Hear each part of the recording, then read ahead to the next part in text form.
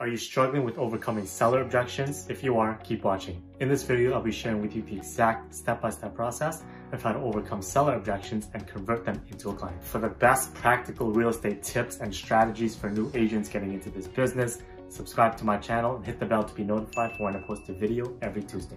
You guys, I've used this very process to convert hundreds of sellers, and it's been a massive contribution to my multi-six-figure business. Step number one, you guys want to address the objection up front. That means in the beginning of the listing presentation. So what you would do is you start the listing presentation by saying, Mr. Seller, the number one mistake that home sellers make is hiring an agent based on price. Now, if an agent is not giving you data, it's not giving you facts, and they're just agreeing with you on whatever price you want, that agent is not fully committed to selling your home or fully committed to getting you the maximum price. What they're essentially doing is, in our business, we call that buying the listing, to where they're just getting the listing by agreeing to whatever price you want and then using it for marketing purposes to get other leads. Now, the second biggest mistake that home sellers make is hiring an agent based on commissions. Now, understand that you get what you pay for, right? So you're not necessarily getting the best agents because you're getting the lowest commission. And the lowest commission doesn't necessarily mean that's gonna net you the most amount of money. Does that make sense? So you say these two things up front, guys. That's how you're gonna address the objections from the very beginning. It's gonna mitigate or decrease the probability of them bringing these two items up later on in the presentation. Step number two, you guys, is overcoming commission objections. Now, how you present your commission structure is extremely important to handling this concern. So how do you do that? It's the way you present the commission fees. So you do this in a couple of ways.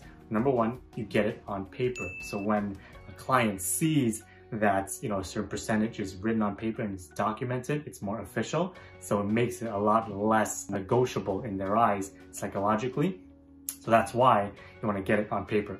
Number two, you want to give them options. So when there's options, it makes them feel like they have the power, that they're choosing which option they want to go with, and it's more in their control. And number three, you want to properly guide them to the desired percentage that you want them to be. So typically, I give my sellers three options, to where the middle option is the most popular one. So that's where I want to guide them, and I've already designed it to where I'm pointing them that way, and they'll choose the middle package, because the lowest package is cheapest, but it's not that much cheaper than the middle, to where the lowest package gives them next to nothing, and the most expensive package is too expensive to where it's not worth it. So everything that I'm doing within these options, I'm pointing them into the package or the commission fee that I want them to be. So before we continue, let me ask you guys a question. What's the number one seller objection that you guys are struggling with right now?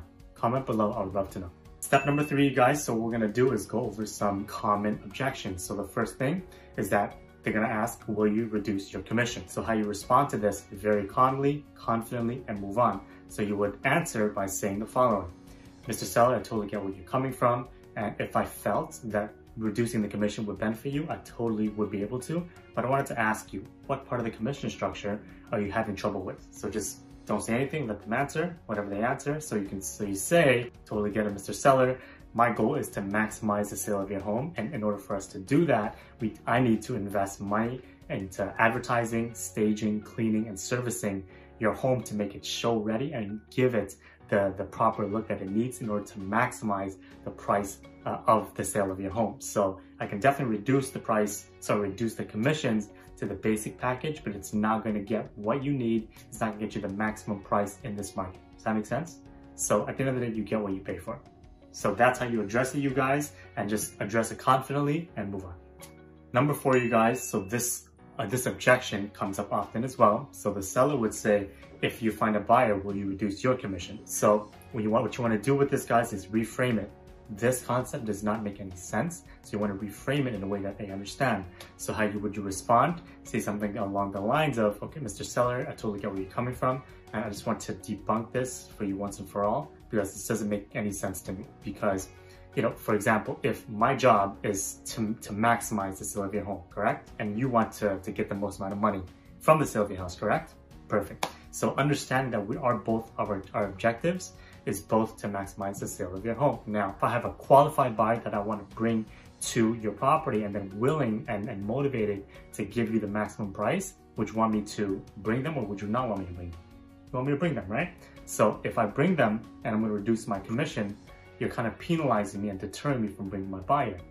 Versus if I actually have my buyer and I can get them to buy another property and I get 2.5% from it or the full commission, I would get more incentive to bring them somewhere else. So you penalizing me by bringing my buyer to your property to get the maximum price, it just doesn't make any sense. So I want to make sure that everybody gets treated fairly, to where any buyer that I have that I know is motivated to want your property, I will bring them to you without penalty. Does that make sense?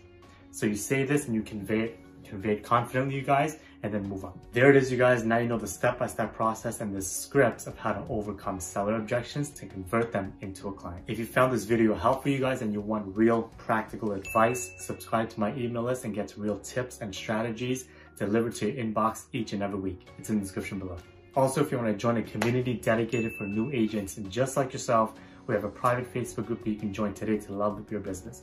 It's in the description below. If you found this video helpful, you guys, do me a huge favor, subscribe, smash that like button, and comment below. I would love to know your #1 takeaway. Thanks for watching. Bye for now.